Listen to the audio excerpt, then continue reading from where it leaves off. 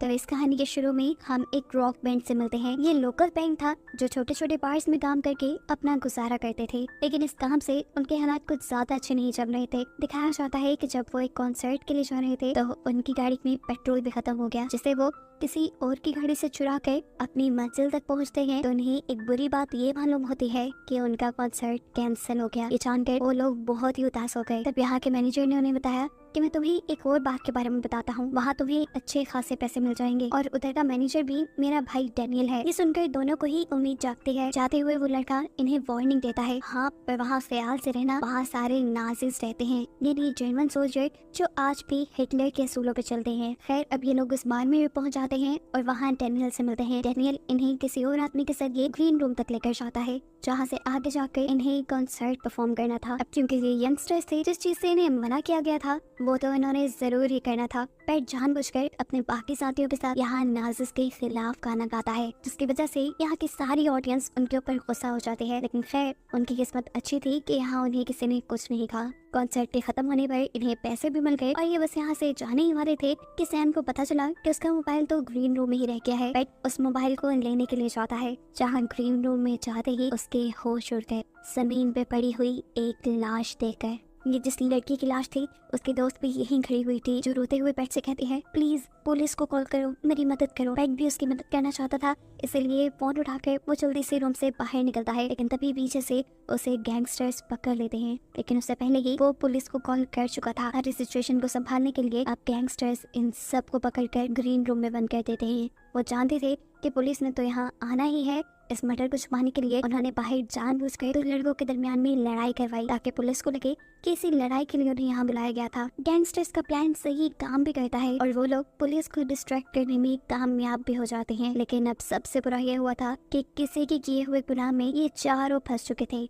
इस सब के दौरान हम देखते हैं कि इस बार का ऑनर, जो कि इन सब का बॉस था, वो भी यहाँ आ चुका था और उसे यहाँ पर होने वाले मर्डर के बारे में पहले से ही पता था। असल में इस लड़की का मर्डर और यहाँ पर जो कुछ भी हुआ था वो सब उसी के ऑर्डर पे हुआ था। अब बॉस यहाँ आकर किसी से भी बिना कुछ कहे सबसे पहले इन रॉक बैंड की कार को चेक करता है, जहाँ उसे पेट्रोल चोरी करने का सामान मिला। ये देखने के बाद बॉस अपने आदमी को ऑर्डर देता है कि जिन दोनों ने उस लड़की का मर्डर किया था उन्हें इस मर्डर साइट से कहीं भेज दो। ये बात बताने के लिए जैसे ही बॉस का असिस्टेंट स्क्रीन रूम तक आया तो उन दोनों आदमियों के साथ ये चारों भी चालाकी से यहाँ से निकलने की कोशिश करने लगे। लेकिन गन पॉइंट पे इन गैंगस्टर्स ने इन चारों को यहीं पर रोक दिया। एम्बर, जो कि मरने वाली लड़की की दोस्त थी, वो इन सबको बताती है तुम्हें यहाँ इसलिए रोका जा रहा है ताकि ये सब तुम्हें मार दे, क्योंकि तुम्हें इनका राज पता चल गया है। ऐसे तुम्हें जाने नहीं देंगे। इस चीज का यकीन तो इन चारों को भी हो चला था। ये लोग यहाँ से भागना चाहते थे, लेकिन जिस गार्ड के हाथ में गन थी वो उन्हें ऐसा करने से रोक रहा था। खैर इतनी ही देर में इनके रूम के बाहर आ जाता है बॉस, जो कि यहाँ गार्ड को दरवाजा खोलने को कहता है। ये लोग समझ गए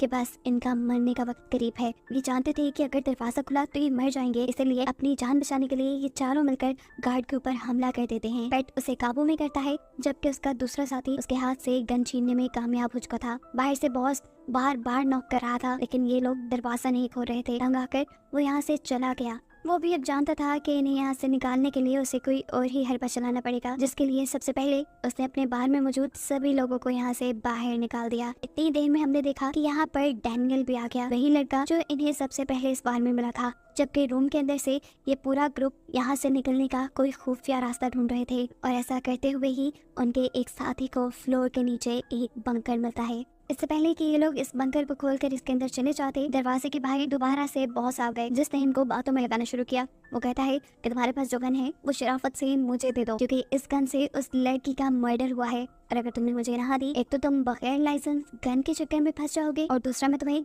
इस लड़की के मर्डर के इल्जाम में फंसा दूंगा।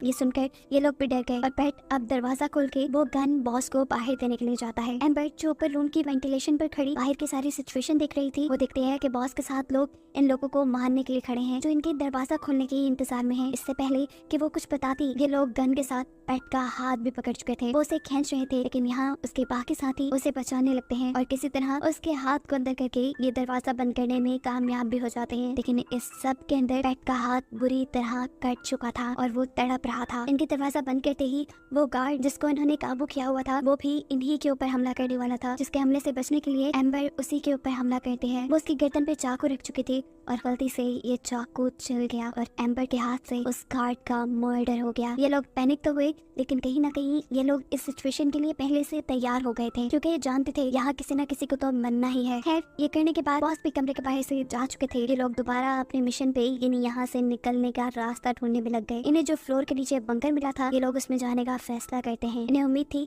वहाँ से इन्हें बाहर जाने का कोई रास्ता मिल ही जाएगा, लेकिन जैसे ही ये लोग नीचे गए तो इन लोगों के होश ही उड़ गए ये देखकर कि ये जगह एक पूरी लैब थी जिसके अंदर ड्रग्स बनाई जा रही थी। और असल में वो गैंगस्टर, वो बॉस अपने इसी बिजनेस को छुपाने के लिए तो चाह रहा था कि पुलिस यहाँ ना आए। ये बात वो समझ जाते हैं। बाहर बॉस से अब डैनियल मिलता है। बॉस डैनियल को ये काम देते हैं कि जाओ जाकर उस रॉक बैंड को उस कमरे से बाहर निकालो। डैनियल सवाल करता है कि आखिर वो उस रूम में है क्यों। जवाब में बॉस उससे झूठ बोल देते हैं कि उन्होंने हमारी साथी का मर्डर कर दिया है। ये सुनकर डैनियल को भी गुस्सा आ गया। गुस्से में वो इन सबको मारने का फैसला कर लेता है, लेकिन यहाँ बॉस उसे मना कर देते हैं। कहते हैं मारना नहीं है उन्हें, बस बाहर निकालना है। अंदर उस ग्रुप को दिखाया जाता है जो यहाँ से बाहर निकलने की हर कोशिश कर चुका था, लेकिन किसी भी तरह से कामयाब नहीं हुआ। तो अब इनके पास एक ही रास्ता था कि ये लोग दरवाजा खोलकर ही बाहर निकलेंगे। जैसे ही ये लोग बाहर निकले तो बॉस के असिस्टेंट ने उनके ऊपर डॉग्स छोड़ दिए और ये डॉग सबसे पहले उनके एक साथी के ऊपर हमला करके उसे मार भी देता है, जिसके बाद यही डॉग एम्बर के ऊपर भी हमला करता है। लेकिन एम्बर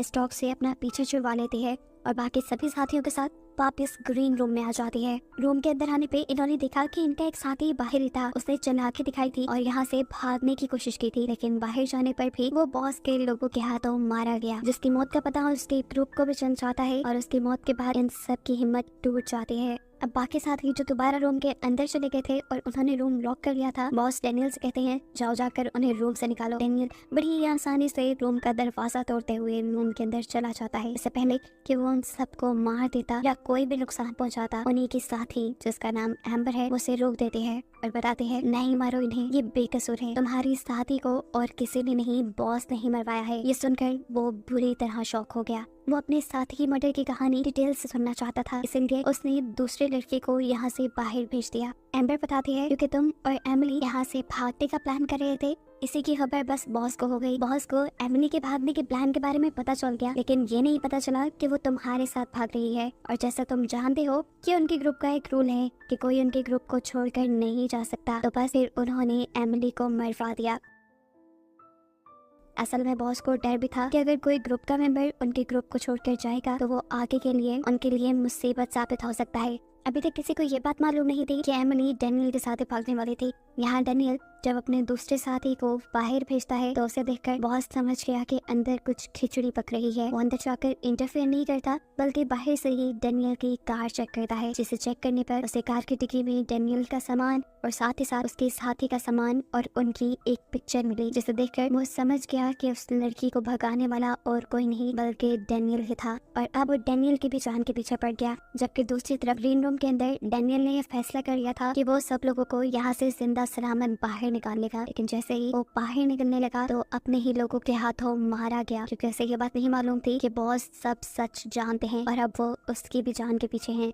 बाहर तो ये निकल ही गए थे। ये लोग हिम्मत करते हैं आगे बढ़ने की, लेकिन अफसोस कि गैंगस्टर्स के लोग इनके ऊपर फायरिंग कर देते हैं, जिसके चलते सैम भी मारी जाती है। अब बचे थे पेट और एम्बर, जो दोनों डरते हुए दोबारा ग्रीन रूम के अंदर आ गए। वो बहुत ही ज्यादा डरे हुए थे, नहीं जानते थे कि उन्हें अब क्या करना है। बॉस भी अब दरवाजा खुलवाने की या उन्हें बाहर निकालने की कोशिश नहीं करते, बल्कि वहाँ पर अपना डॉग छोड़कर चले जाते हैं। यहाँ सिचुएशन इनके लिए थोड़ी सी कंट्रोल में आई थी। पेट जो कि बहुत ही टैलेंटेड था, वो अजीबोगरीब आवाजें निकाल कर डॉग को डराकर यहाँ से दूर भेज देता है। और फिर वो जो दो आदमी बॉस ने यहाँ इनको गार्ड करने के लिए छोड़े थे, पेट उन्हें भी उन्हीं की गन से मार देता है। दोनों गार्ड्स को मरा हुआ देखकर पीछे से बॉस का असिस्टेंट निकल कर आया, जो उन गार्ड्स को मरा देखकर और पेट के हाथ में गन देखकर पूरी तरह डर गया। वो जानता था कि पेट अब उसे मार देगा, लेकिन पेट ने उसे मारा नहीं, क्योंकि अब इसी से तो उन्होंने बॉस का पूरा प्लान सुनना था। असल में बॉस का ड्रग बनाने और स्मगल करने का बिजनेस था, इसलिए वो नहीं चाहता था कि पुलिस यहाँ पर आकर सबको पकड़े।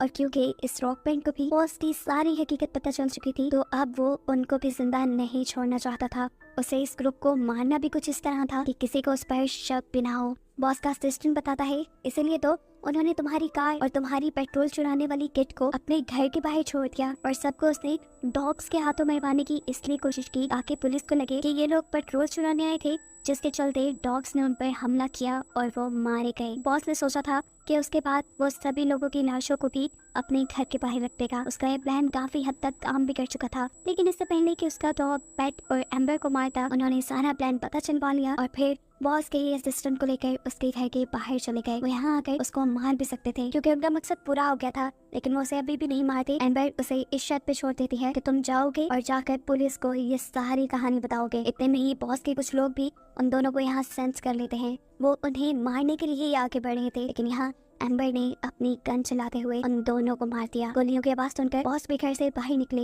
इन्हें देखते ही वो अपनी पिस्टल निकालकर इनको शूट करने वाले थे, लेकिन एम्बर उससे पहले ही उसी को शूट करके मार देती है, जिसके बाद दिखाया जाता है कि अब पेट और एम्बर ही जिंदा बचे थे जो यहाँ पुलिस का इंतजार कर रहे थे। इन्हें अपने साथियों के मरने का दुख था। दोनों खामोश थे और इन्हीं को दिखाते हुए ये कहानी यहाँ खत्म हो जाती है।